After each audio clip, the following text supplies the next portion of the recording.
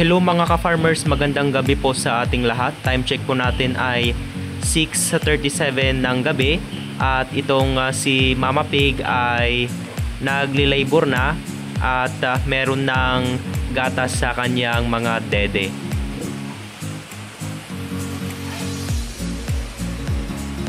Bali 116 days na niya ngayon.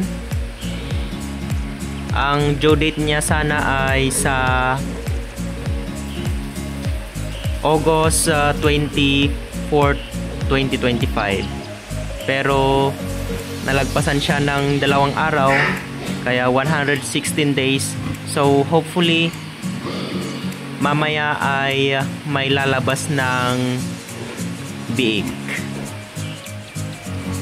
Ito po ang mga senyales kung malapit ng mga anak ang inahin. Siya po ay hindi mapakali at yung mga kanyang mga dumi ay maliliit at nagkukudkod siya sa sahig.